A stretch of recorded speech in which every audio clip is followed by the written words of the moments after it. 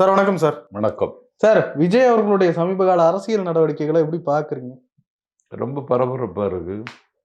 கட்டுக்கடங்காத, கரைகாணாத உணர்ச்சியோட வாலிபத் தம்பிகள் வரிசை கட்டி நிற்கிறார்கள். பிரமிப்பா இருக்கு. அரசியல் பார்வையில் எப்படி பார்க்குறீங்க? அது அவருக்கு அடுத்த ஸ்டெப் அவர் எப்படி எடுத்து வைக்கிறாருன்னு பார்த்துட்டு தான் சொல்ல முடியும். இல்ல இதுவரைக்கும் உங்களுக்கு புரியலையா? 1 வருஷம் ஆயிடுச்சு கட்சி ஆரம்பிச்சு. ஆமா. இதுவரைக்கும் அவர் அரசியல் செய்யலையே. இல்ல ரோட் ஷோ நடத்துறாரு, பூத் கமிட்டி இல்லாத மீட்டிங் ஒரு நடிகருக்கு இப்படி ஒரு கூட்டம் வர்றது இயல்பானது தான். இதை விட பெரிய கூட்டங்களை எல்லாம் தமிழ்நாடு பார்த்துருக்கு. அதை வச்சுட்டு நம்ம முடிவெடுக்க முடியாது.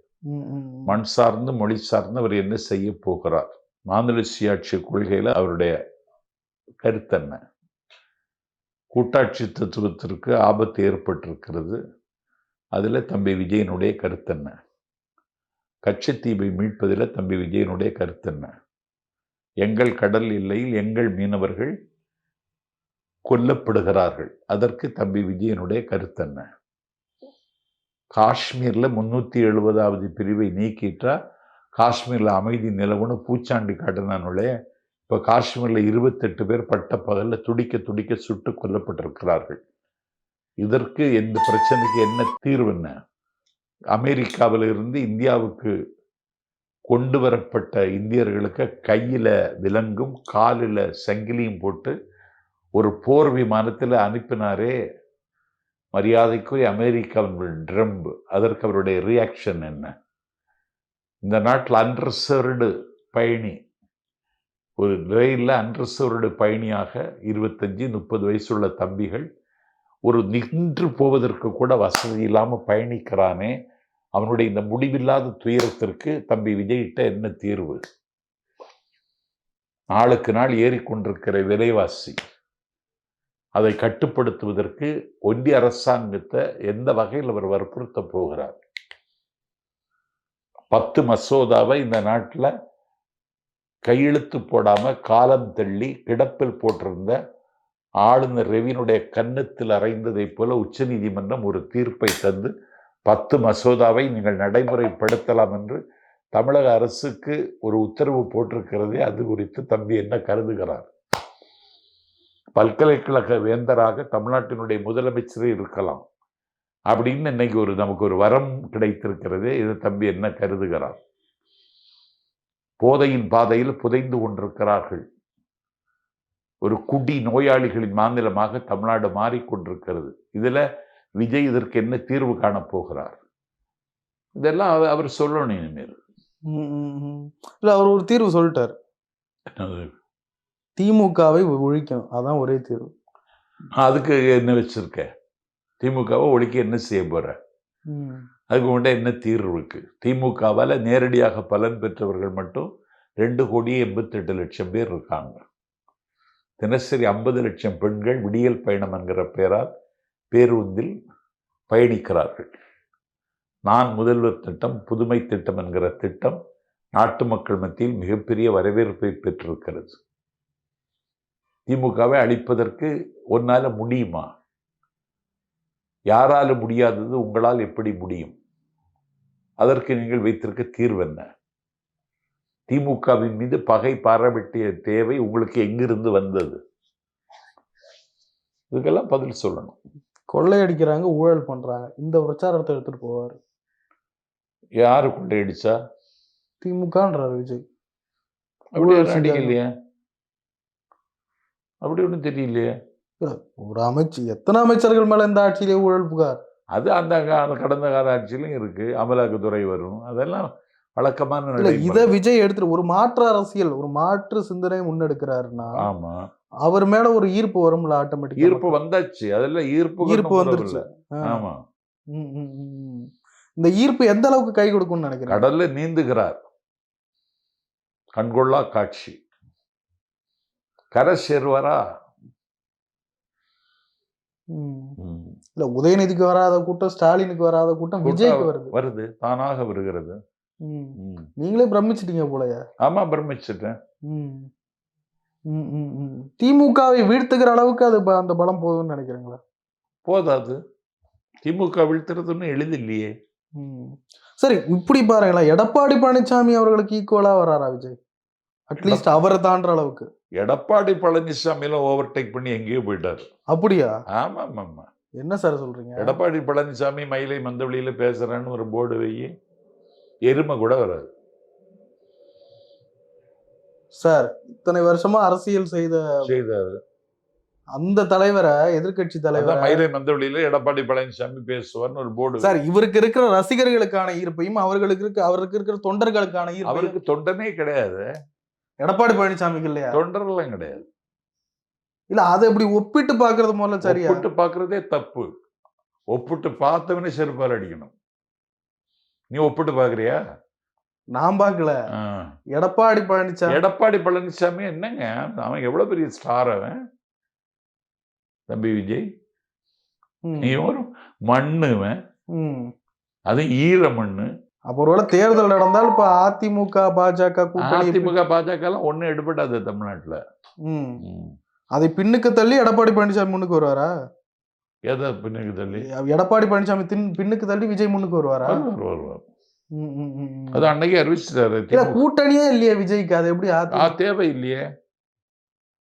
கூட்டணி வேணுங்கிறது இல்ல, கூட்டணி இல்லாமலும் ஒரு கட்சி இயங்க முடியும், இயக்கணும். அதிமுக தொண்டர்களுடைய ஓட்டு விஜய்க்கு போகணும்னு நினைக்கிறீங்களா? எல்லா ஓட்டும் போயிடும், திமுகக்கு வந்துடும். அதிமுக தொண்டர்கள் ஓட்டெல்லாம் அரசியல் ரீதியா திமுக வந்துடும். விஜய்க்கு வராது. எந்த ஓட்டு தான் விஜய்க்கு போகணும்னு நினைக்கிறீங்க?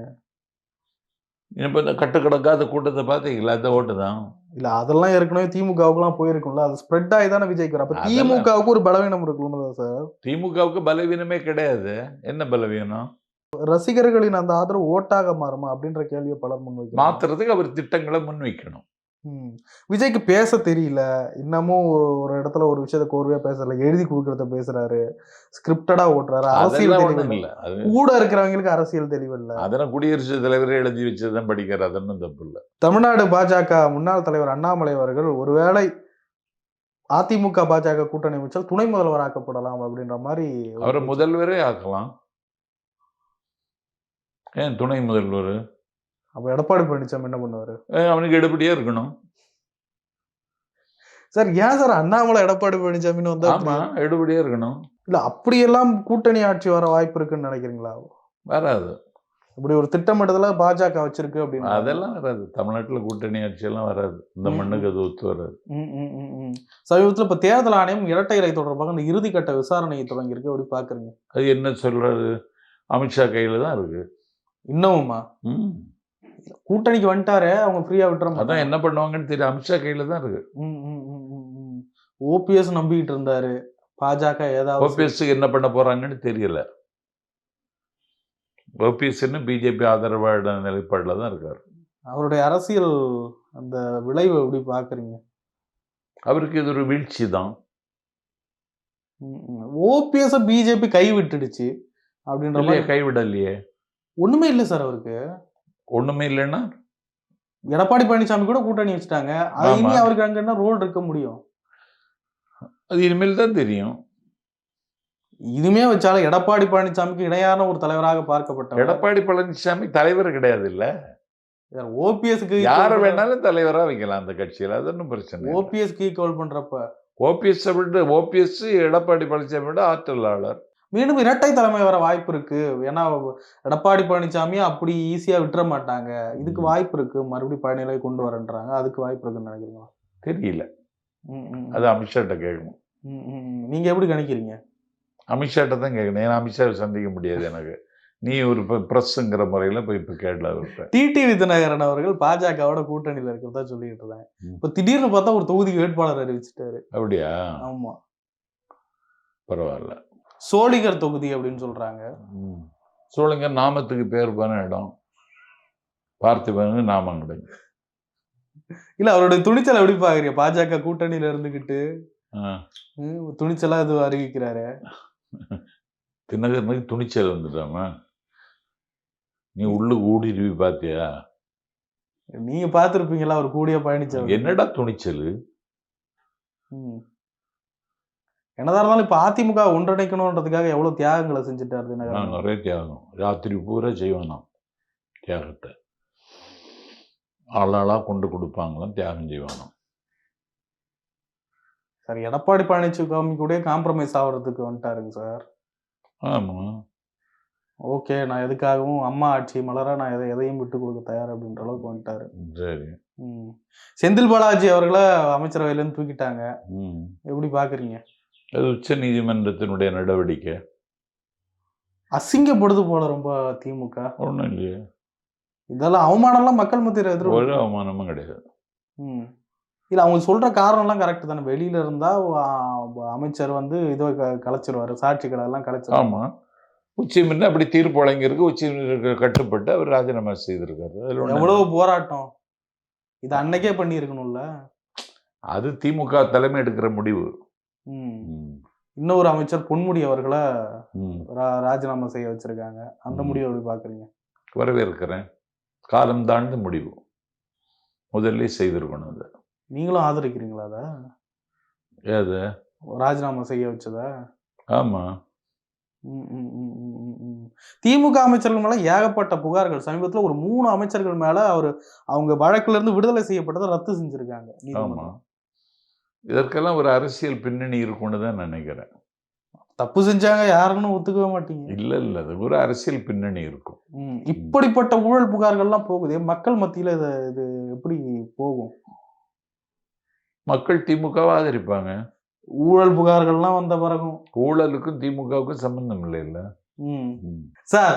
அமைச்சர்கள் மேலதான் அவ்வளவு புகார் வருது, ஊழலுக்கும் திமுக சம்பந்தம் இல்ல. அது அமைச்சர் திமுக சார், திமுக அமைச்சர்கள் சார் அவங்க. அது நீங்க புகார் சொல்லுங்க, புகார் யார் வேணாலும் சொல்லலாம் சார். இப்படியா சார் சப்போர்ட் பண்ணுவீங்க திமுகவை? யார் வேணாலும் புகார் சொல்லலாம். குற்றமற்றவனை நிரூபிக்க வேண்டியது குற்றம் சாட்டப்பட்டவருக்கு உரிய உரிமை. அது நீதிமன்றம் தீர்ப்பளிக்கும் போது குற்றம் இல்லையான்னு தெரியும்.